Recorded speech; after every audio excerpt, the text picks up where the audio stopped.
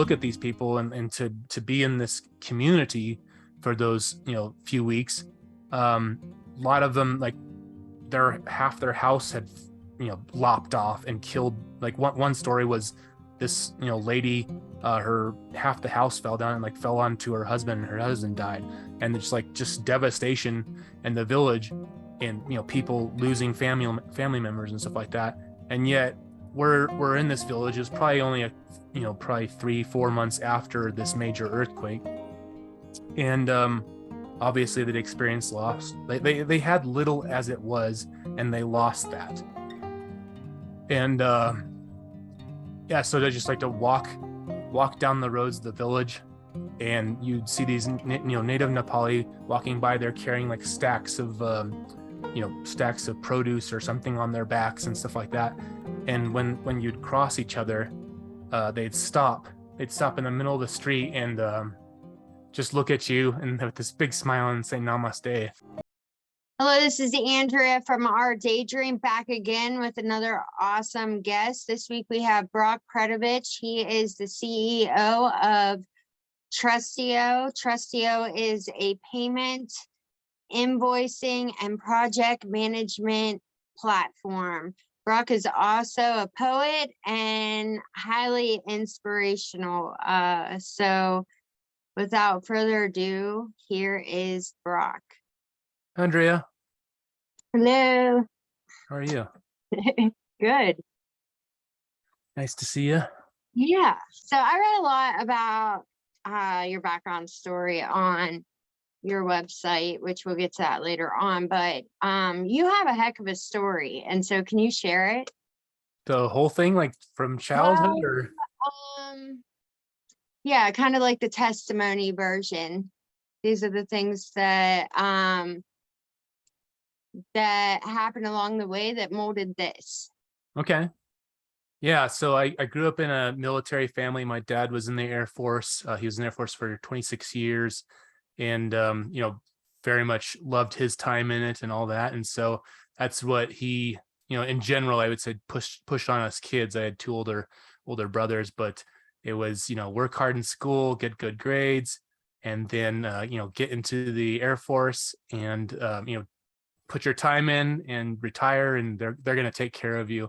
So kind of growing up, my whole life was one plan for me, but it was also something that I thought I wanted as well. And so I graduated high school, went to the Air Force Academy, became a behavioral scientist in the Air Force.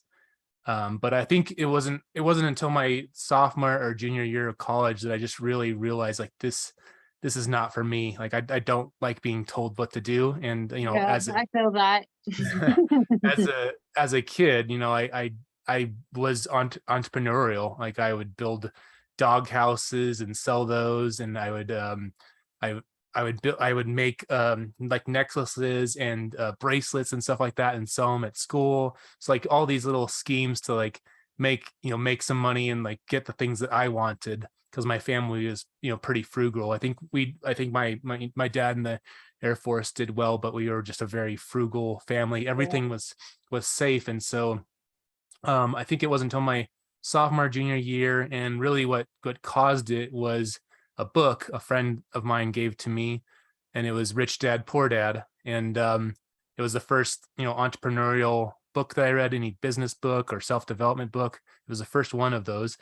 And it just really, I just remember reading that and my mind just kind of exploding, being like, oh my God, like I don't have to wait. My whole plan was, go to the Air Force, become a pilot, do my 20 years, get out, work for the airlines for another 10 years. And then when I was like 45 years old, that's when I would start my first business. And so that book just really, the whole premises of it, like, just is like being able to do it now. Like, don't be afraid, like take the risk. And I just, luckily was given the opportunity when I graduated from the academy, pretty much the same time I got commissioned, they had to get rid of like 40,000 officers from captain and below.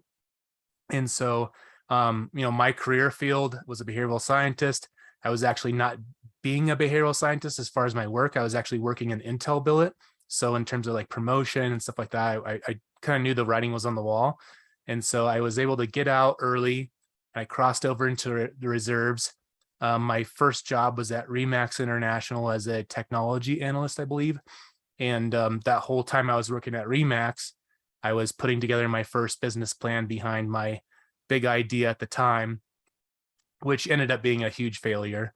But yeah, I put together a business plan, got a $60,000 angel investment, and then like immediately quit work. So it's kind of like one of my first lessons learned of there, some safety is required in entrepreneurship.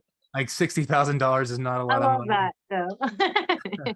$60,000 is not a lot of money, especially building what we were trying to build. And yeah, I should have kept the job while I was getting going. And like you also don't know as like an entrepreneur how long things take. You have this Yeah. big idea and you think, I'll get a team behind me. I had like 5 people that were working part-time, putting in sweat equity to help me build this platform. And yeah, it ended up lasting like 18 months before I finally closed the doors on it. And like, really it should have died like after the first month, because it was just an idea to put all the work in behind it. Like, and I guess like another big lesson from that time too is and I think a lot of entrepreneurs are aware of this, is like feature creep, it's called in the development realm. Feature creep is just like you're constantly adding new features to the app. And so rather than focusing on like a minimum viable product, getting that out into the market, and having people test it, give you feedback, give you suggestions on other things to add, we were trying to like, and it was mostly my fault because I was the leader, trying to put all these things in. And like as an entrepreneur, your first business, you're trying to make it perfect. It's your baby. You want it to be super successful. So you end up being a perfectionist if you do that. And so that's one big reason why that one failed. But it's just kind of funny how life works. And my journey is from that, because getting it up, trying to get this thing off the ground, I was actively promoting it. I was going on social media, telling family and friends, and just really putting it out there, like what we're building. So I learned how to market like a little bit. And then so after that thing closed down, one of my friends just happened to invite me. He had an extra ticket to this marketing conference in Austin. And so I went to this marketing conference and I was like, oh, I know how to do that. I know how to do that. And oh, that's cool. I think I can do that. And came back from that conference, and probably 3 days later, I was like, I'm going to start a marketing agency now. And so That is so awesome though, because like it, like you think back to like Henry Ford and stuff, and people are just like, you're gonna build a what? And yeah. it's like a lot of people like have all these dreams, but they never really go for it. And so you're just like, I'm just gonna go. So Yeah. that's something to be commended for anyway, like your spunk with it. I mean, Yeah. it's just like you can, I don't know, like I learned this in boxing actually in college. And I can talk about that in a little bit. But as far as like within a couple weeks, I'd already had like a handful of clients, and they were really paying me to learn. So you don't know like something that you're going through, and you put it out there, that's your baby and all that kind of stuff. But like what can come from it, like how it molds you as a person, those experiences, just on the technical side of the things that you learn, and like what those can play into later. You don't know the full story. So we're always so engrossed in our future and planning and all this kind of stuff, but you don't really recognize the things that you're learning along the way, and how those might fold into your future. But yeah, kind of going back to boxing. So the story behind boxing was I was deathly afraid of failure, and especially boxing, like getting your face punched. Like you go Right. out there, that's not fun to lose in something like that. But I'd always been afraid of individual sports, and I think it was for that reason. Like I have no one to share a loss with. I can't distribute that that Yeah. responsibility, and so I always kind of shied away from sports. But at the academy, I went there to play football. I think it was my sophomore year. I just quit because I just wasn't feeling it anymore. It became more like a job. It wasn't fun. And then plus all the academic requirements at the academy, it just wasn't fun anymore. And a lot of my friends at that time had quit the football team before me and were playing rugby, and they just said it's a blast and you got to come out. This is so great. And so that's what I did. I went and played rugby right after that. And unfortunately, like after a year, I hurt my back really bad, ended up having to have surgery. I went away from school, and then coming back to school, I didn't have team sports anymore, which is always my way to, connect with other men, other people, and, have those relationships. That's kind of my life was that. And so I got really depressed. I felt like kind of disconnected. And I went to a counselor and talked through some things, and basically just said, you've lost your identity. And so he just said, like, what I want you to do is, come back next week and come up with a challenge for yourself, just something that, challenges you and, helps you kind of create, a win for yourself. And so I thought about it long and hard. And my freshman year, all the freshmen, like males on the male side, and I think probably things have changed now. But all the males, you had to take either wrestling or boxing as your freshman like course, or PE course. And all the football players, you have to take boxing, because if you don't, then you're weak and like they're gonna make fun of you, kind of thing. So it's kind of like you're forced to take boxing. So I took that class. I ended up doing really well in it. And so kind of ever since freshman year, the boxing coach had kind of always been, whenever he'd seen me, like, hey, you need to come out for boxing. Hey, you need to come out for boxing. I'm like, no, I don't. It's not I'm not feeling that. So anyways, I after that counseling session, I went back to my room, thought about it for a few days, and I just said, like, what greater a challenge would this be to, like, hopefully lose this fear of failure by really challenging myself and going after this thing that I fear, this boxing stuff. And I'm just going to do one season. My goal is just to make it through the season. And so I did boxing, and I ended up doing really well. And to be honest, especially when it got towards the end of the season, the end of the season it's the Wing Open Championship. And so it's basically a championship over, or a contest over the course of several weeks, or each week you have to fight someone, and you're fighting, people that are in your weight class. And so the goal is to, like, get to number one, and then that's the person that goes to regionals and then goes to nationals. And I remember once getting in that competition, like, I honestly prayed that I would lose. I didn't, because I wanted my season to end. I only made the goal. I only made the goal. I only made the goal to just get through the season, but I didn't want to go in the boxing ring and get punked out. But I wanted to do well, but not well enough to win. But yeah, I just, like, once I got into the ring, kind of things clicked, and just like this other very competitive part of me came out, and I won. And so I won the Wing Open, and then I went to regionals, same thing, won, and then went to nationals, and then I went all the way to the championship fight. And that was the only fight that season that I wanted to win, because I was like, it's the last fight anyway, my season's over after this, no big deal. And like, what a great story this will be to tell. Like, I didn't even want to do boxing, I came out for it, and I ended up winning the national title. What a great story.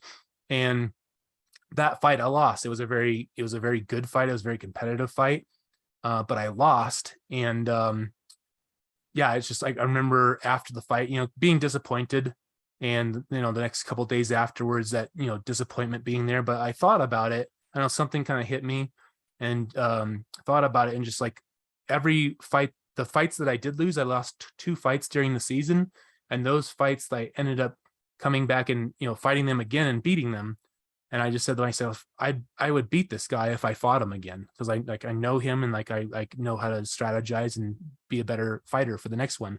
Yeah. And so it kind of just taught me. It ended up, losing that fight was actually the best thing for me, because I think if I would have won it, there would have been like a story there and stuff like that. But losing that fight really taught me probably the best lesson in terms of being an entrepreneur, as you can always fight again. You get knocked down, you can always fight again.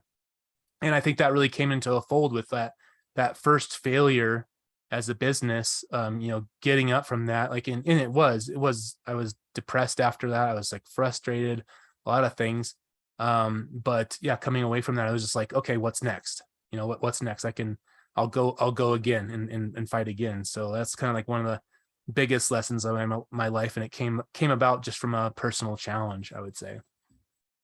So to kind of continue the journey, so did marketing, and then my partner at the time, we ended up kind of joining forces. She was in the mortgage business, and we kind of joined forces, and I ended up, basically doing the marketing for what she was doing, and that became, very successful. Just like basically what it was like, kind of like where I learned to market was informational products. So when you're doing informational products, a lot of times with a lot of these people that are out there, they're selling, make $1 million in 1 week and blah blah blah, and like Yeah. you kind of look at it and you're like, you're selling air, and like it's not a physical product. It's not a physical product. It's not something they can take home with them, that kind of thing.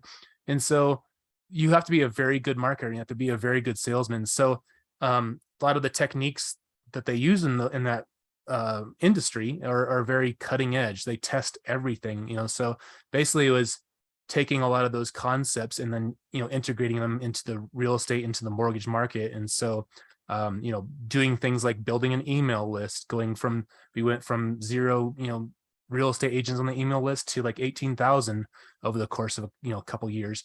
And it was really just putting out educational videos on like how agents can market themselves better, loan products that will help them sell homes better, that kind of thing. And so we became kind of an authority in the industry.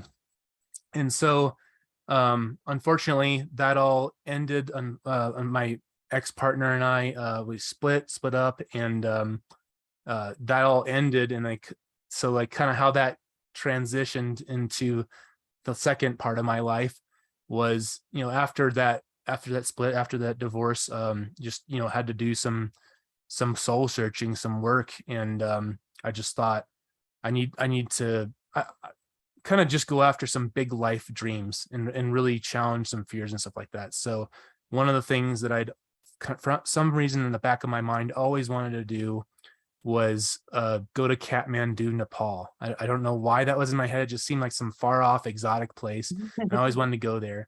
And that year it was like 2015, and yeah, I found out they had some massive earthquakes there, and just devastation in many villages and all that, and Kathmandu is especially as well. And so it became kind of this perfect opportunity to go to this place that I'd always wanted to go to, and then also do some soul work of helping others, like, so doing Yeah, I love volunteer work that. abroad. So I got to, for I think 2 or 3 weeks, go into this village in the mountains and rebuild the school. We, as a group, we camped there, and we got taken care of by a host family. And it was just like one of the coolest. It was definitely I think I've traveled to like 24, 25 countries now.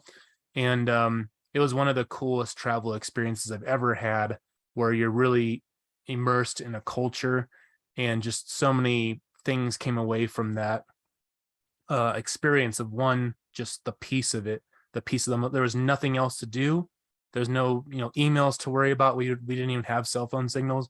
There's nothing to worry about. It was just doing the job and doing simple work, digging down into the dirt, getting rocks out of the ground, stacking bricks to build this school. That was so cool. But like one of the biggest things that stuck with me during that time, that really changed me in terms of how I was kind of going through life before, was I look back at like all the things I had and all the things I was grateful for. Yeah. Growing up, I never had to worry about where a meal was coming from. Always had a home, always had a house over my head, roof over my head. Um, you know, had schools to go to, all that, like just all the things that I had. Yet most of my youth, I would say, struggled with depression, Yeah. and stuff like that. And so to look at these people, and to be in this community for those few weeks, a lot of them, like, half their house had lopped off and killed. Like one story was this lady, her half the house fell down and like fell onto her husband, and her husband died. And it's like just devastation in the village, and people losing family members and stuff like that. And yet we're in this village. It's probably only probably 3-4 months after this major earthquake. And obviously they'd experienced loss. They had little as it was, and they lost that. And yeah, so they just like to walk down the roads of the village, and you'd see these native Nepali walking by there carrying like stacks of produce or something on their backs and stuff like that. And when you'd cross each other, they'd stop in the middle of the street and just look at you and with this big smile and say namaste, which is like Oh, their greeting there, with this big genuine smile. And then just watching watching them interact, and the host family, watching them care for each other and smiles on their faces and all this stuff. And I say, like, they had nothing, they lost that, they lost nothing, and they're still happy. And look at all the blessings that I've had in my life that I've not been grateful for. So that experience like definitely changed me from that point forward, of just like, I don't need much to be happy. I don't need really anything to be happy. That's a choice. That's a choice. It's a choice in my relationships. It's all that. So that really changed me. And then from there, my friend was down in Bali, Indonesia. He was surfing down there he'd been there for probably 6 months prior. And so I figured, I'm kind of in the area of this part of the world, and so maybe I'll drop down there and go see him. So I went down there for 3 weeks and just really fell in love with the island. I found out there's other entrepreneurs there, expats, digital nomads. There's these communities, there's co-working spaces, and so I was like, I've always wanted to live, at least 1 year abroad. Why not now? Like I've got nothing that really ties me to Denver, was where I was living, ties me to America. I was like, why not now? Like, why not do it now? So I basically, while I was in Bali, bought a one-way ticket back to Bali. So like I went home for 2 months, sold everything I owned, and then moved to Bali. And so at that point, kind of restarted my marketing business, and I got a couple clients. And then yeah, as soon as I moved there, the plan was to live this digital nomad lifestyle and paradise. And you see all the pictures on Instagram of people just living the life, and I thought that's what I would be. I thought something was stuck in my head from that point forward. Actually, if you don't mind me going backwards. no, So you do it. Another amazing thing that I haven't talked about in a while that happened the first day I was in Nepal, in Kathmandu. I flew in late that night. I ended up only sleeping a few hours, but woke up at like 5 a.m, and I'm just like, I'm gonna go run. I'm just gonna run and get lost in this city. And so I did that, but like I had already kind of researched like this big stupa. It was like up on this mountain, and kind of generally knew where it was. And so when I went out running and kind of generally going that direction, I was like, if I make it there, cool. If not, I'll just go back, no worries. But I ended up running like 3 hours, probably like 2 hours to get there. Actually, it was probably like 4 hours that I ran, but just kind of meandering through the city, and then ended up getting to this stupa that I'd kind of seen off in the distance. And yeah, it was just this scene. I just like stopped in the middle of the road while I was running, and there's these Buddhists walking by and the native Nepali walking by, and this is all the first time I had seen this. And the stupa, the steps going up to this stupa on the top of this hill mountain, and it was just this scene that kind of I don't know, it overwhelmed me. It overwhelmed me, and I just stopped there in the middle of the street and just started crying, because it was just so beautiful. It was like, and kind of one of those moments where something kind of comes from the outside, a download, a knowing, a voice, Yeah. and just said like, you're exactly where you're supposed to be. You're supposed to be living an incredible, extraordinary life. So that stuck with me. And a few days later, I had like another moment just like that, where I just kind of stood in awe, like once we got to this village to do the volunteer work. I just moment where I stood in awe, and I just something kind of came to me, and just like, this is where you're supposed to be. You're supposed to be helping people. So fast forward, going to Bali. Yeah, that's in my head. Like, I'm supposed to be living this extraordinary life. And again, I thought that was, Instagram selfies, pictures in paradise. Look how great my life is. And when I got there, like a month after I got there, I got into this really serious motorcycle accident where I basically went head on with a van. I wasn't wearing a helmet, put my, head through their windshield, crumpled Wow. the front of the van, all that. Got a really bad concussion. I didn't find out until years later, like talking to the friends that were there with me at that time. But years later, they just said, like, I was lying on the ground and convulsing, like they thought I was going to die. And then so obviously went to the hospital for that. And then a month after that, I got dengue fever, and then that put me back in the hospital. And then a month after dengue fever, then I ruptured a disc in my lower back, spent about 2 months in my bed on painkillers, and then finally had to go to Thailand to have back surgery. So yeah, it wasn't this paradise that No I was Instagram planning for. life. Yeah, but coming after the surgery, I went back to Bali, and yeah, when I came back, I think I had probably PTSD, and yeah, just like had this kind of feeling of doom all the time. Like every time I got on my bike, every time I'd go to sleep, every time, wake up, I just had, like, I was scared. I was scared kind of for the first time in my life. And at that time, I started waking up with this like pain in my jaw and a migraine. And I knew from, people in my past that had that disorder, had this disorder, is bruxism. It's when you clench or you grind your teeth at night. And so that, having that and feeling that, I for, many, like, couple months, I was like, took some knowledge from being a behavioral scientist. I was aware of, biofeedback therapy and all that. And I was like, I'm going to invent a device to take care of this, like to do biofeedback therapy and resolve this issue that I have. And so researched all the parts that I needed. Researched all the parts I needed. They were in Singapore. So I flew to Singapore, got them all from this robotics shop, and then started constructing my prototype on the bathroom floor. So I wouldn't solder any wires, like, burn something. So I started, like, building this thing on the bathroom floor, and then doing some kind of rudimentary coding to, like, test the signal, make sure it could read this muscle behavior, and then emit a vibration to stop me from this behavior. And so I tried it out on myself. It worked, and it helped me.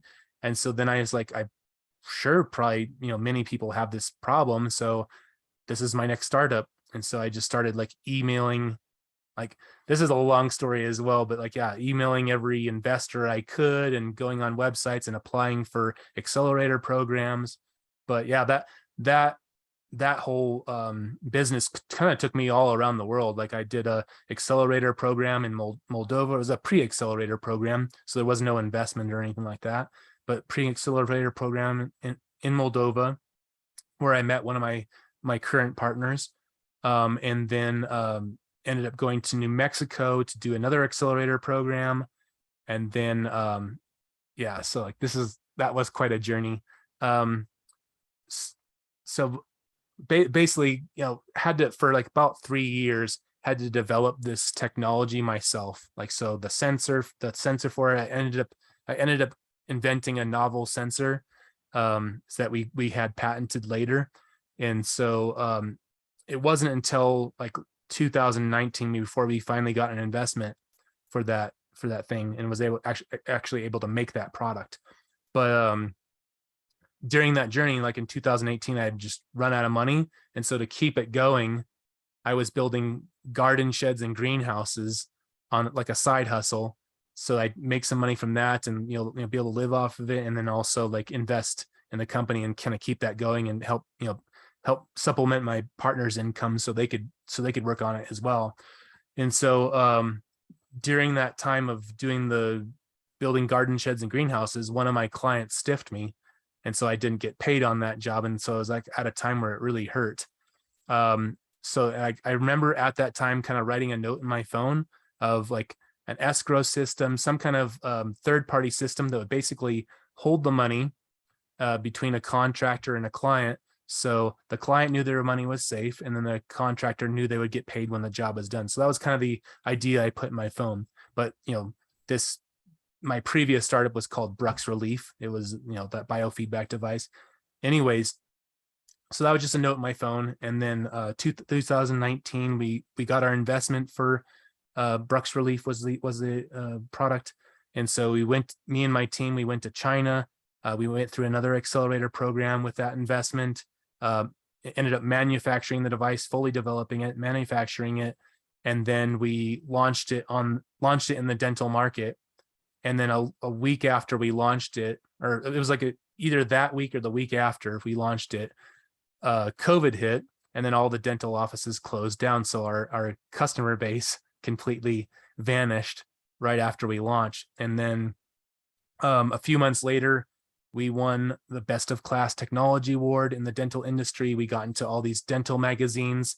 And so we kind of tried to do a PR, relaunch, try to get that going again. Unfortunately, the market still hadn't recovered by that point. And so we came to a point where we knew the writing was on the wall and we had to close down that business. And so that was like end of 2020. And that was really frustrating after like 4.5 years of work. And I was just so immersed in it and so committed and so dedicated to it. So to lose that, like all the sacrifices I made to get that to where it was, and then for it to fail, that did suck. But I've been through this a couple of times before at this point as being an entrepreneur, of things just not working out and things failing. I've had successes and a lot of failures. So writing on the wall, me and my team met, and I just said, like, writing's on the wall. We got to close this down. We, run out of funding. We can't go anymore. And we all knew it. And we just said, okay, we love working together. I have 2 other partners. We love working together. I have like probably the 2 best partners in the world. These are just amazing at their craft, and then also just amazing humans as well. And so, yeah, we wanted to work together. And so we just started saying, like, okay, let's treat this like like a competition. And so let's start pitching each other. We'll just pitch, like, for the next month and a half, we'll just start pitching each other each week on ideas that we have for our next thing. And so we probably pitched each other 30 to 40 ideas during that time. And the one that ended up winning was this kind of third-party platform that would basically hold the funds until work was complete, and that was Trustio, what my company now. So yeah, we went on this venture to build this application. Is basically a invoicing, payment, and project management platform. And originally we were just going after the home improvement market, to basically create that same system for the experience that I had in the home improvement market. But after we launched our pilot, where we had a couple contractors using it and then giving us feedback, they were talking about it to family and friends. And during that time, we had freelancers come to us and consultants, photographers, videographers, consultants coming to us and saying, like, hey, can I use this in my business? I'm having a problem getting paid. I'm either getting paid late or not at all in my business. Can I use this system? And so we're like, sure. Yeah. Like there's nothing holding you back. And so we talked to them and got feedback from them of, the additional things that they'd like to have within the platform. And so that's, basically went back kind of to the drawing board and created that. And so, it's just amazing in life. Like what I look at, like most of my ventures, they've always started from pain, like a pain of like, not knowing how do I reach these people? Okay. Like start a marketing company. Okay. Like, like I got this pain in my jaw, and I got a Right. migraine. Like I got to come up with a solution for that. And then this one is I've got a pain of like not getting paid, and worrying about that, not being able to scale my business because I can't really control my cash flow. And so let's create a system to fix that. So a lot of my journey has been guided by these moments of pain, frustration, and I think that's pretty key for a lot of entrepreneurs, whether you're a consultant or you're building a product or you're doing a service. It's because of a pain you've experienced, and you ask yourself the question of like, I wonder if other people have struggled with this, and maybe I can create Right. a solution for all of us, kind of thing. So Yeah. yeah, I would say that's my journey as a whole. There's a lot of sub stories behind it, but yeah, that's where I'm at now. So I follow you on Facebook, and you know that, and you're very poetic, but also it's quite apparent that you have been awakened. And I'm guessing that you're aware of like that term awakened. Where do you think the point was that you went from your eyes being closed to being open?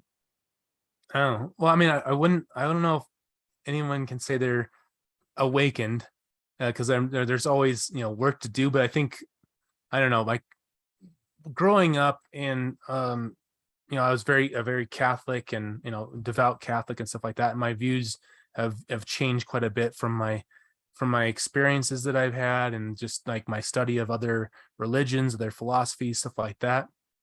Um, but yeah, like you see awaken, and you think of like this godly being, and like everything they do is perfect and stuff like that. But I like my idea of that has changed, and it's simply, and I honestly, if you look at the story of Buddha, like where he's doing all these austere things to like get to this point of awakeness, right? To be this enlightened being. He's following all these gurus and going through all this pain and all this stuff. And the point where he becomes awakened is just realizing that he already is. And I think and it's just, I think awakened is simply the ability to be aware, Yeah. of who you are, and be aware of like how you're thinking, and be able to like witness that, and either change that or can continue with thoughts and stuff like that. I think that's being awakened as much as we can be Right. as I feel humans. like it was for me, it was like a dying point. Like I Mhm. couldn't stand myself anymore. So Mhm. I had to get rid of that way of being because I just couldn't tolerate or stand or live in my own skin anymore. Yeah. So I just kind of hit that breaking point where I kind of like just wanted to die. And Hmm. so it was like I couldn't really die because my kids were my kids only had me. So I couldn't even afford to be selfish. So Yeah. I had to like just keep sticking it out. And it was like from that point on, and just not killing myself, but deciding to kill who I was, like I was able to see more clearly, like everything. Yeah. So yeah, it's funny you mentioned that, because there is a story there in terms of a death experience, or two stories that like very prominent in my life, uh foundational in terms of who I am now, I would say. um one was, again, I mentioned that as a youth, uh for 30 years I had dealt with depression, and so that just kind of came from my childhood. My parents were amazing, like they were just wonderful parents, stuff like that. But my brothers were not very nice to me.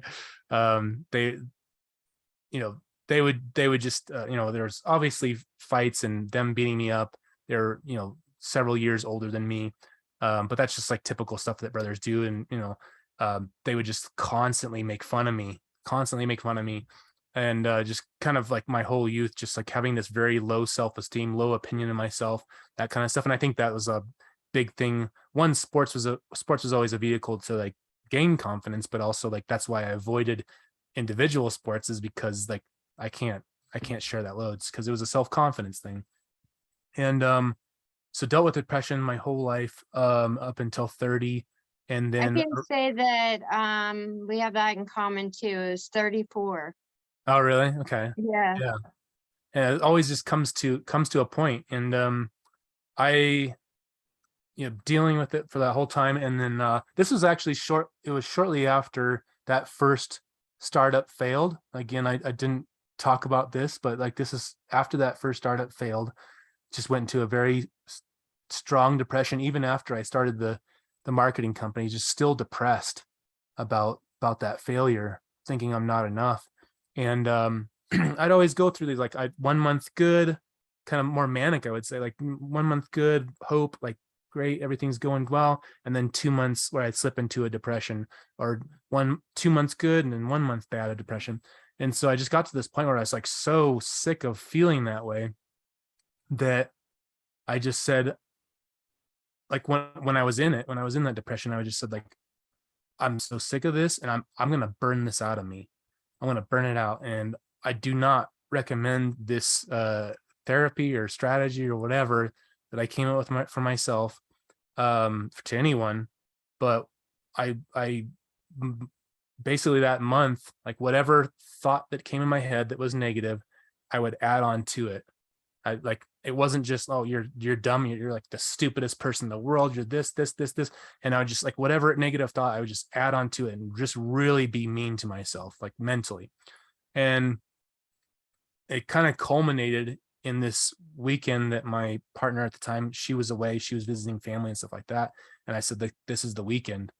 This is the weekend. I'm going like full in. And I didn't plan for any of this, I would say. I was just like, I knew, like, this is kind of the epitus. This is like the peak of what was all to transpire. And that weekend, I um just drank like crazy, and popping pills. I because of my previous back surgery and back pain at the time, I was getting like tons of Oxycontin, basically from that for the pain. But just like popping those pills, drinking, just being just really mean to myself, looking myself in the mirror and just like shouting at myself, like just um yeah, it's like nothing that I'm proud about. And it's an embarrassing story, but I'm more than happy to share it because I know, like, people have dealt with these things.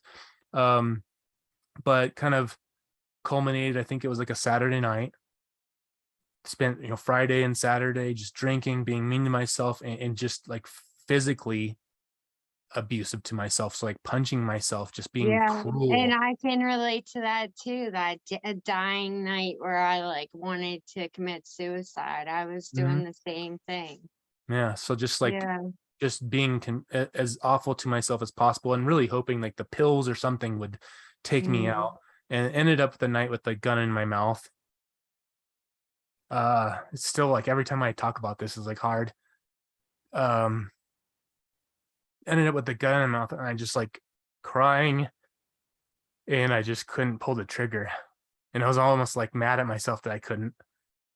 uh but I don't know what happened after that, put the gun down, but I went to sleep at some point and woke up in the morning and just felt like just a train wreck, just felt so awful. And went to the mirror, and went to the bathroom to like wash my face and just try to revive myself. And just, my face hurts, like just everything hurt, just felt like awful.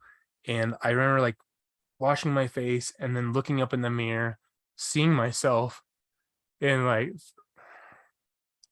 for the first time in my life, like this voice, kind of that knowing that happened in Nepal and a couple times other in my life, but this knowing that kind of came to me and just said, like, why are you so awful to this wonderful person? um why are you so awful to this wonderful person? And whatever's going on in your life, you don't need to add to it, you know like Well, life's already hard. It's just like, that's life is that, like, there's good, there's bad, there's all this stuff, but you don't need to add to the bad with your mental chatter and like being mean to yourself and abusive to yourself. You don't need to do that. And I'm yeah, just that coming to me, and I just broke down crying again. And from that moment forward, like I'm sorry if I cuss because I like to sometimes, No, that's all but right. that my fucking life changed, and it was just whatever happened after that, like my whole attitude completely changed. Where just like things would happen, I'd make a mistake, or things not going well, and I wouldn't add to it anymore. I stopped that mental chatter of being mean to myself. Like if you look at like where that came from, it came from my brothers doing it, and like we were young, we Yeah, don't know any better. I don't blame them, but like they were, the picking on me and stuff like that. And when they left home, then I started doing it with their yeah, absence. I started yeah, doing it to myself. So after that moment though, my whole life had changed, and I stopped talking to myself that way. And so that was a foundational moment, a huge change, that really brought me a good portion of the person I am now, in terms of my positivity, and like that was you, your awakening. Yeah. yeah. It's So you see, like in my poetry, it's based in that, like it's based in that yeah, positivity. yeah. It's like a um lot of people that you hear about that was awoken, they either like come to like a place where like they wanted to commit suicide and didn't, or like they have like a really traumatic event that happened that just changed them. And things like that. It's like that breaking point where you're opened up to like, oh wow, like there's more to life than this. yeah, yeah. And like I don't even think the more to life had really hit me, but it was just like, I don't have to go through this anymore. I don't have to go through this life doing this, just Yeah, just in terms of a practicality. Like I don't have to live my life like this. Like right, this voice inside my head, this things that I'm constantly telling myself it's not necessary. Like right. again, life is already hard enough, so why like add to Absolutely. it? Yeah. So the second point didn't come until 5 years later, and this was also shortly after my divorce. um I had been working with a shaman, and he just said like, and I probably 3 years prior to it, I'd been researching and studying, like studying testimonials and stories and stuff of people that had gone and done these ayahuasca ceremonies. And so it really interested me. It scared the heck out of me because I'd never done anything prior to that. um and so I'd never done any drugs or anything like that prior to that. So it just, the stories you heard from it, and the awakenings, and the realizations and the downloads that I had heard about from watching stuff on YouTube, or TV, or talking to some people that have done it before. And so anyways, I did this ayahuasca ceremony, and part of that experience was a death experience, and that was a huge awakening. And this is kind of a long story, so I think I'll just focus on that particular piece of it. But at one point I was like laying on my mat, laying on my mat, and I just felt my body dissolve. And so like I could feel my legs, and then all of a sudden they weren't there, and then I could feel my arms, and all of a sudden they weren't there, my chest, like my head. I ended up where I only could feel my breath and my heartbeat, and slowly my breath went away, and then slowly my heartbeat, and I just got to this place, like this single point in space, where I was like, oh my god, like I can't hear my heartbeat, I can't feel these things, like I must have died, like maybe something happened, maybe I choked, and like they couldn't revive me, I must be dead.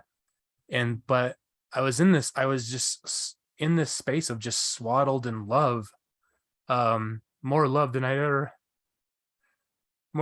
ever felt before in my life, and just felt so amazing. And I said, like, well, if that happened, I guess I could stay here for a while, this is pretty great. And it doesn't matter. And then and this is kind of like the funny and weird part, but I just enjoyed that space for a while. But then I started hearing like people crying and wailing, and people just struggling. It was most likely the people that were in the room with me in this ceremony. And I remember us hearing this, like people crying and struggling and stuff like that. And I started laughing. And I caught myself in that. I'm like, oh my God, that's effed up. Like, why am I doing? Why well, I'm laughing at these people? They're struggling. And again, like some kind of download came to me and just said, like, no, no, no, like you don't understand. They're having fun. And I'm like, what? They're having like they're suffering. Like, what do you mean they're having fun? And I was like, that's why we came into these bodies. Like we came into these bodies as gods. Like you've now experienced what this is, what you are. You've experienced this love of this environment that's infinite. You've experienced that, and what we choose to do is go and live these finite lives. We've lived in whether they're long or short, whether we have a hard life or an easy life or whatever happened, we're doing it simply to witness it, to simply have that experience. Because like as gods, all we know is perfection. All I we love know is that. How love. you said to simply witness it. That's a really cool. I mean, I've learned about that before, like looking at your situation from an outside perspective to really get, you know, a better perspective on it. But that's Mhm. really beautiful to think about your walk and just witnessing it. So Yeah. yeah, you think about like infinite good, infinite bliss, infinite love, and that's all you would know in that environment.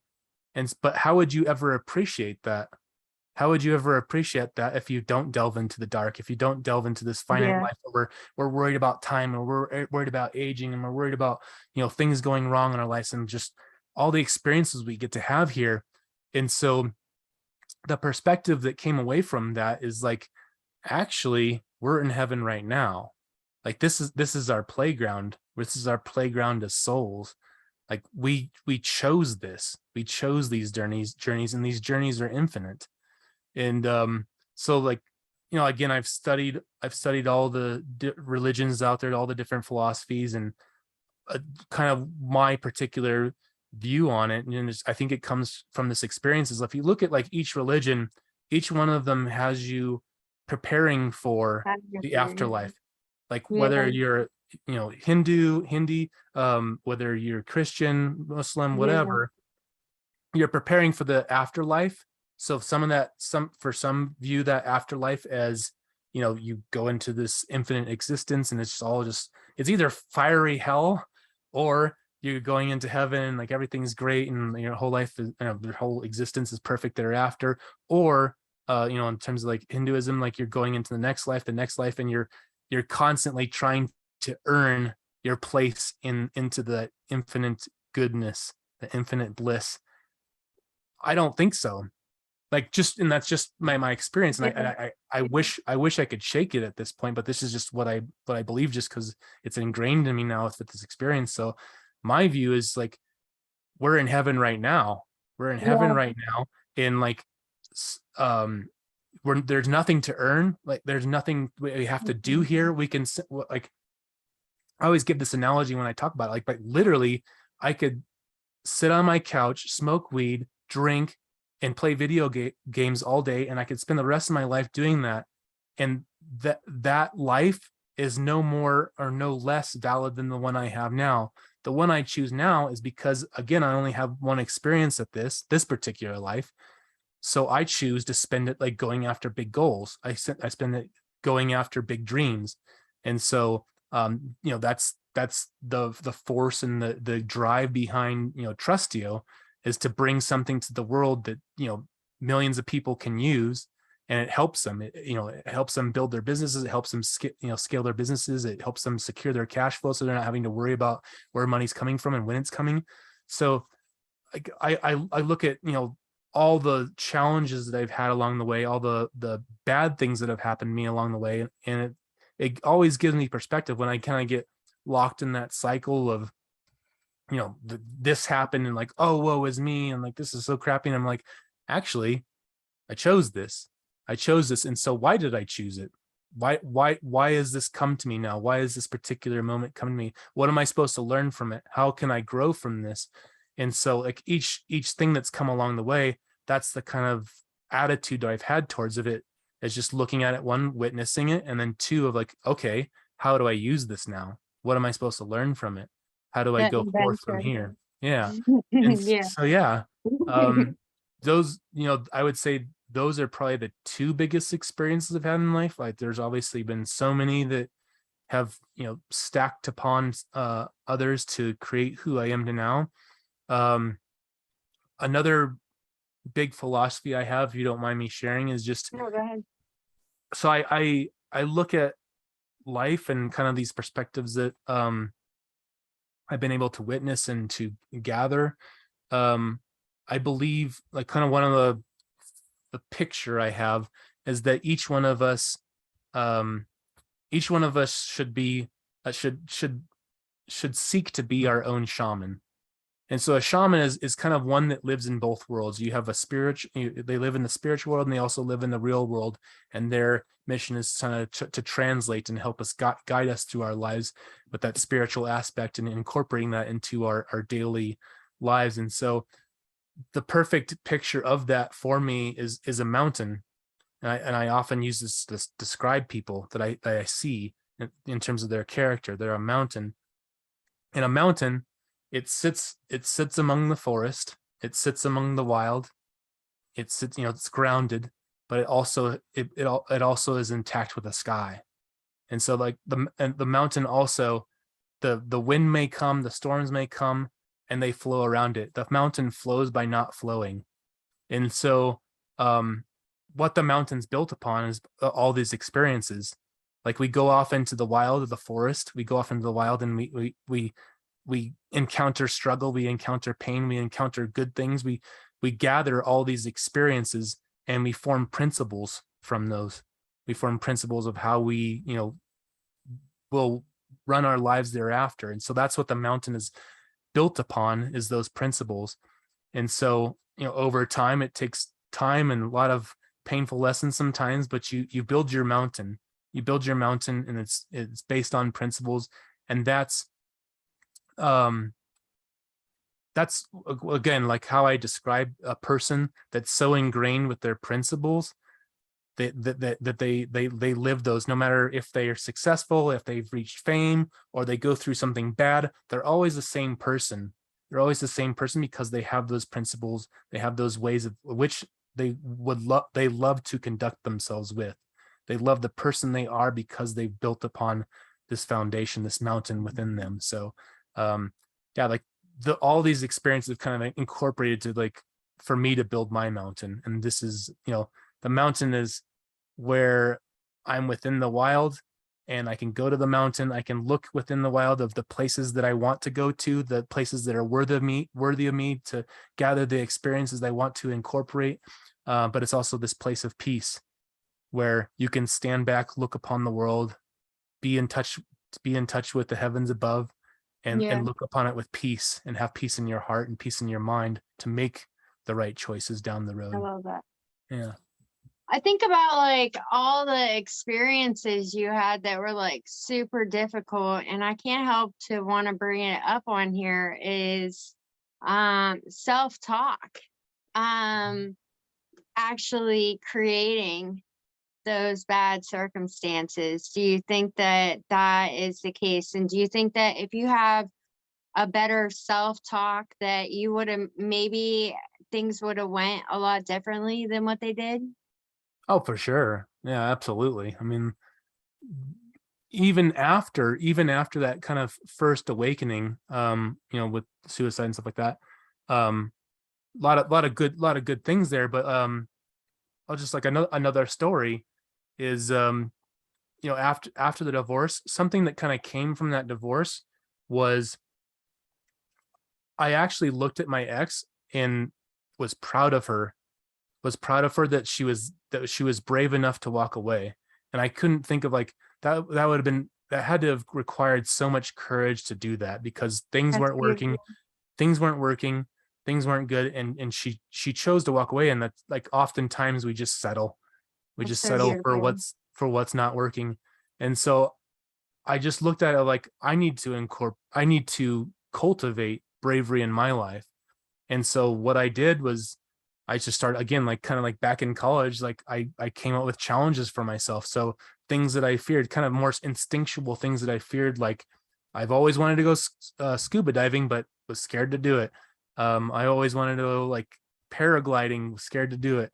There's all these things. And so I started like challenging myself. So I, immediately started a scuba diving class, got certified in that, did that. Rock climbing. I like I had friends that were rock climbers, and I was like, why would you do that? Just like stupid, like you could, get hurt and blah blah blah. Taught myself how to rock climb. I only did it in the gym, but yeah, it's like still this scary experience. Right. You could only be like 10 feet off the ground, but like it's called bouldering. You go up like 15 feet, but yeah, you're only like 10 feet off the ground, and your brain's just going crazy, like I'm gonna die, I'm gonna fall. um Rock climbing. I did paragliding in Nepal. When I first went to Bali, did surfing. So yeah, just like these challenges that I came up with stuff, and the whole goal of it was like cultivating bravery. But I also, looking back, and I would say this is the reason why that serious motorcycle accident I got into was I was being reckless.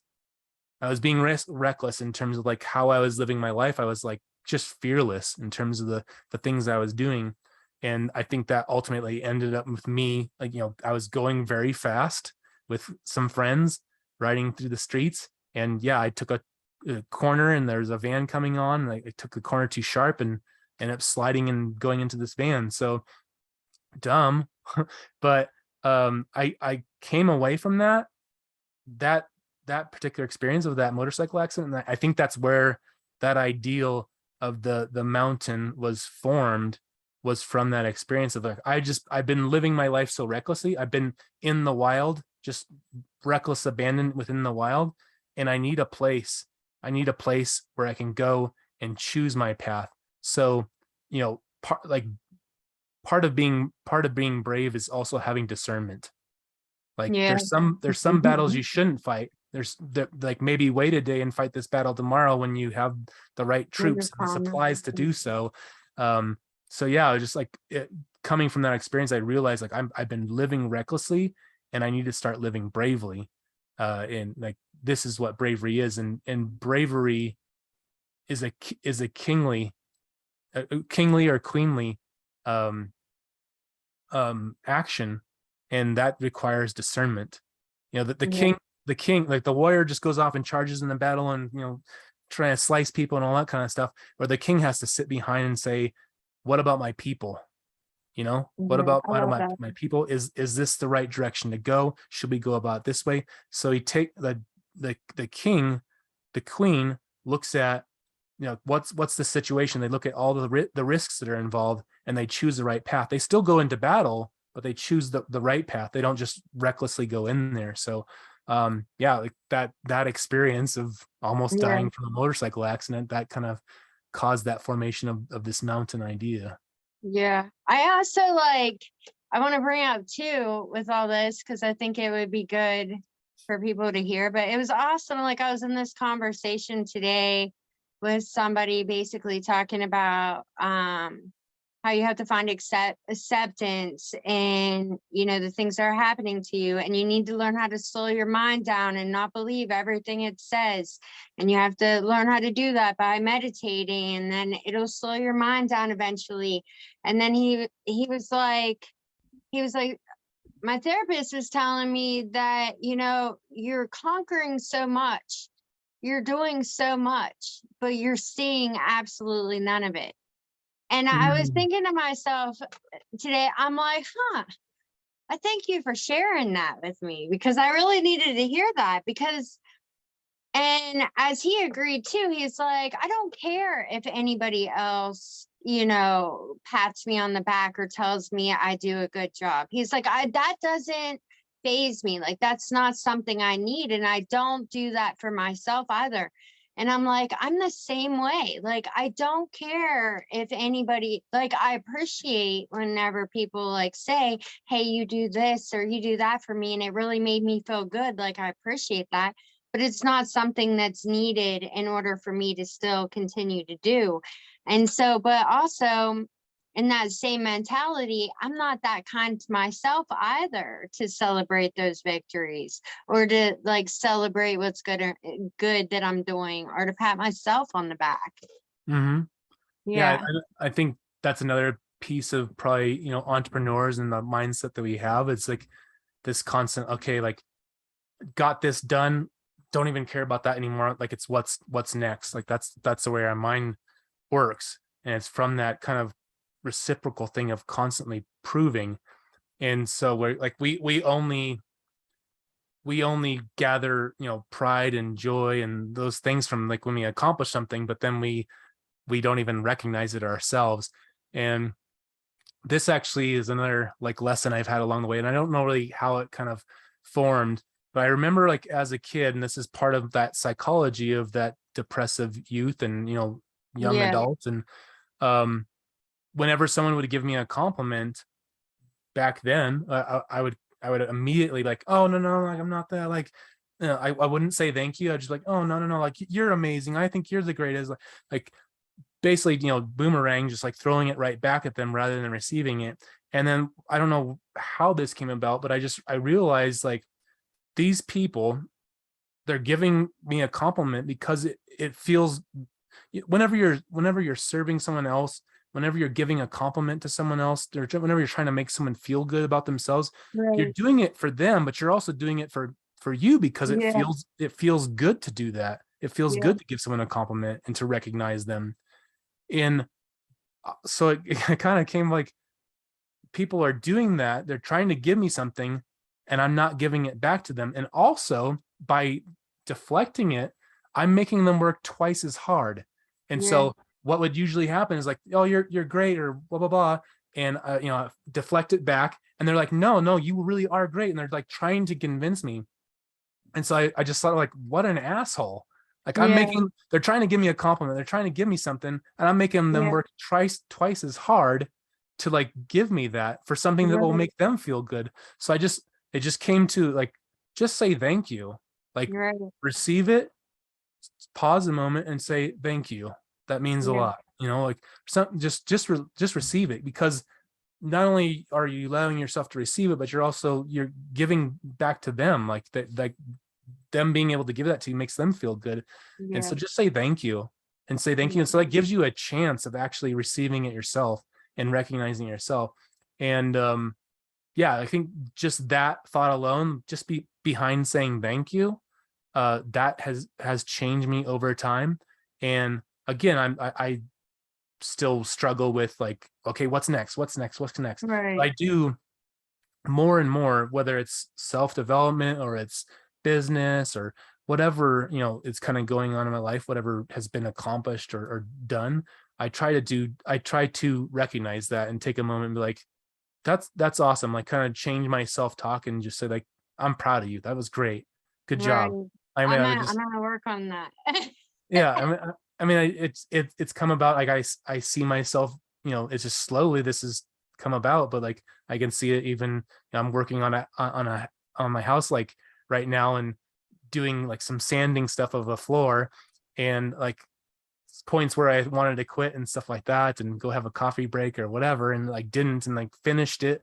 I'm like, good job. Like you Yeah. got it done, stuff like that. And so it doesn't really take that much. And maybe it starts with just, saying thank you when you're giving a compliment. And I think that can kind of transcend into Yeah. other self-talk that's a lot more conducive to progression, because like Right. not receiving those things, not recognizing where you've been and where you're now, like if not recognizing that, and how do you know where you're going Yeah. in the long Yeah. run? It's just the same as like I'll talk to people like and they'll be like, "Don't you know like you changed my life?" Like a big part of the things that I do is because of you. Like, Hmm. how do you not see that in yourself? And then today, whenever he said that, I was like, "Psh, like, that's why." Because I'm not even trying to look at that. I'm just Hmm. continuing to do the next thing, Yeah. And so, like, I'm not even stopping to celebrate myself at all. That's why I can't see it. I just continue to do. Somebody had said to me one time too, because all my life I've always been that type of person. Like, I'm gonna not receive anything from you. And if I do receive something from you, I'm totally gonna pay you back. Like, we're not gonna do this whole like you give me anything. Like, it's gotta be a, you know, I'm going to give you something. It's like, I owe you, like, and Yeah. then I'll consciously in my head, I'll think to myself, oh my gosh, like I still hadn't paid them back, whenever all along they were just trying to do good for me. And Hmm. I had a friend of mine that helped me during a hardship, and I was like, no, absolutely not. And then finally, he had coaxed me into it, and I was like, all right, well, like, I'm going to pay you back. And he's like, don't block my blessing. And I'm like, oh, like that. Wow. Like, okay, I'm so sorry.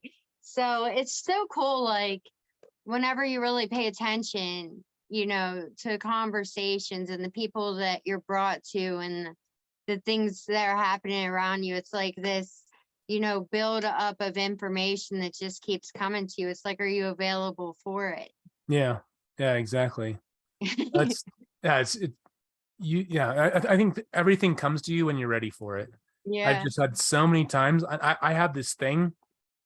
I have this thing, like, no matter, like, if I connect with someone new, or old friend or whatever, and whenever someone suggests a book to me, like, I've conditioned myself where I immediately buy it and download it. So I only do audible books because I have a Yeah. reading problem.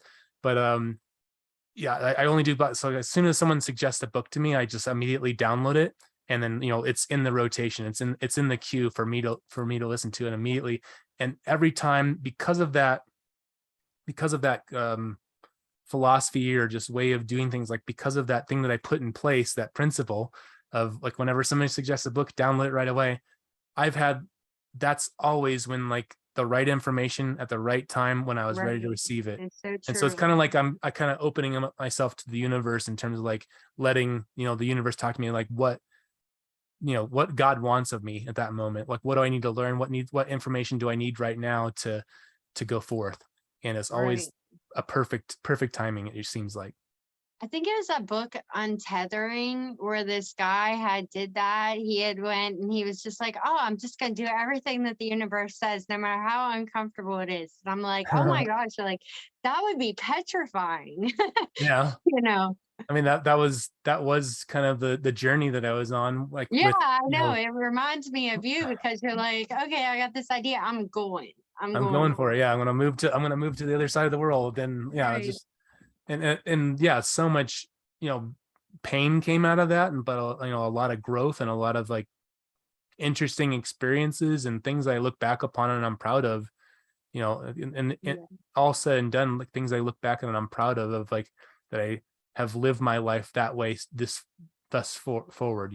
So Yeah. um, it come it is a fun way to live your life. But I would say, again, you have to have discernment on the path. You can't. I wouldn't say you can't say yes to everything. Like, have a little Yeah. discernment along the way. Yeah. Yeah. Yeah, that would be petrifying. I'm like the type of person, like I can never call myself an entrepreneur because I'll come up with that idea and then I'll just think on it for like ever, and I'll just keep redesigning, keep trying to perfect it. And then it just like I stay in that mode where I'm just like, but I've been working on a business Perfectionist. plan that it's like I know I really want to do it, but at the same time, it's like something's keeping me from paying attention to the business plan Hmm. long enough. So Hmm. it's been like some sort of struggle for me to do that. But Hmm. it's always been, it's like, but then I think too, like, that wasn't what I was supposed to do. Yeah, That's why I couldn't move forward on it.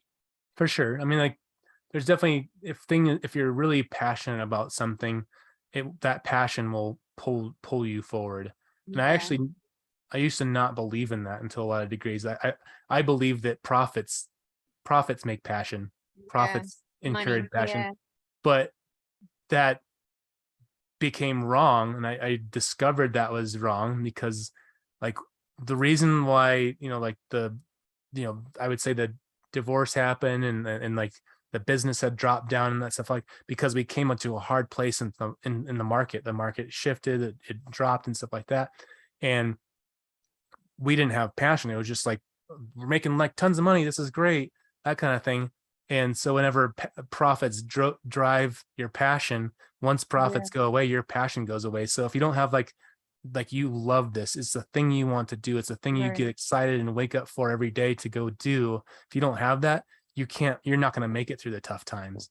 You're not going to Right. make it through the tough times. And so like, with my previous startup that lasted 4.5 years, there was so many struggles in that business. Like it was the hardest. I was pitching it like for 3.5 years before we finally got an investment. No, no, no, no, constantly. And then also like working on the technology myself for the first part of it, like things that I'd tried and they'd fail and like all that so much. But what drove me was passion. Like this this is what I'm supposed to do. It's like what I'm here for. Like this is going to help so many people, and that's why I'm doing it. And so like that passion really drove me through all those tough times. And if you don't have that, especially if you're doing a startup or a new idea, Yeah. something that you're bringing into the world, if you don't have passion Right. behind it, it's just not worth it, because the Right. money's not worth it in the end. Like it like if you get the money and stuff like that, it only makes you happy for so long. But the accomplishment of like seeing a vision through to reality, Yeah. that's something that you look back upon when you're in your dying days. Yeah. Yeah. I love that. So tell me about Trustio. Mm-hmm. Trustio, you did say about it, but how do we find Trustio? Yeah, it's just Trustio, Trstio.co. And yeah, you just go there, and then basically what Trustio is, it's like a invoicing platform. So it works just like any other invoicing platform that's out there. You can use it to send a project to your client, after you've done the work and get paid. Or what the unique feature is about it is that you can send a project to the client, and you can do it as each task within that project you can set up as a protected task. And those protected tasks, you receive the money, it goes into a holding account. And then after the work is complete, that money gets released immediately. So after that task is completed, that money gets released immediately. So you're not having to wait to get paid. You're not having to wait to get paid. And you also know before you even start work that you're going to get paid. And so to like really test out the system and to get feedback, and also to keep self fund the company, a few months ago, I started a side hustle. Like I restarted a side hustle of just going and building things. So I created like a Facebook post of like, hey, I can build stuff, and had clients in Denver and Colorado Springs, and like all remotely. I've never met these people before. And they give me $13,000 to build this thing or that thing. And they do that because there was trust. So I was able to like basically start a business, and then get have that money in place, start a business that was risk free, because I knew I knew I wouldn't get stiffed. I knew I wouldn't have to wait to get paid, so I knew my cash flow was stable. And close these clients remote me that had never met me because they trusted the system. They didn't have to trust me, they trusted the system. So I thought that just like in using it myself, that was just like one of the things that I originally didn't see in it. I just thought like it's really cool. Like I'm basically protecting my contractors, freelancers, consultants are basically protecting their cash flow when they use this thing. But you also don't realize that, one, like you can close clients remotely, and our business nowadays is all virtual. Like we're on Yeah. Zoom and Google Meet and all these things. And so to be able to have a platform that's your invoicing platform, that's trusted by the other party, it's powerful. And then also being able to like book out business to stabilize your business, stabilize your cash flow. You're working on these projects now, this client wants to work with you in the future, they have to pay you. You build out your business, you build like a pipeline of business. And that's what Trustio allows you to do too. With that funding is already in place, and all you have to do is go and do the work. So there's just like so many advantages of this. It's an idea that needed to come out many years It's ago, true. to protect consultants, freelancers, Yeah. contractors, all these people that have service-based businesses doing gig work. You need to protect your cash flow. I think they said that 82% of all businesses fail because of cash flow problems. They're not able to manage their cash flow. Like 82% of the reason businesses fail, they're not able to manage their Yeah, cash that's flow. crazy. And so this is something that can solve that. And like you look at like lawyers work on retainers, lawyers work on advancements. Like, you pay them up front for the work that they will do. Why do you think that? Is because lawyers are smart. They know Oh, the yeah. complications that can arise Yeah. in doing services. So they've created that for themselves. And so this basically allow, like, why would we treat our businesses any different if we have a service-based business? The client pays for the project up front. You know the money's secure. You know it's there. You know you're going to get paid on time, and you know you're going to get just paid in general. Like, you're not have to like chase down Okay. clients for unpaid invoices. So Yeah, you shouldn't yeah. have to beg for the money for, Yeah, exactly. So it allows us to run our businesses risk-free, and that's pretty awesome. yeah. So yeah, so it's trustio.co is where you can go, and right now you can create a free account and get started with it. And there's demo videos that show you how to use it, all that. But we are going to start charging a subscription for this service. But right now, we're allowing people to come on board and start using it for free. Awesome. Yeah. I thank you so much for joining me and giving us your awesome story. Thank you so much. Yeah, it was fun sharing that, and like, thank you for the questions you had, and also the vulnerability you shared that allowed me to kind of recall some stories that I think that hopefully are helpful to people and their journeys and the things that they're going through, that they can resonate with. Right. Yeah. Yeah. Thank you. Thank you. All right. Have a good night. All right, you too. All right. All right, take care. Bye.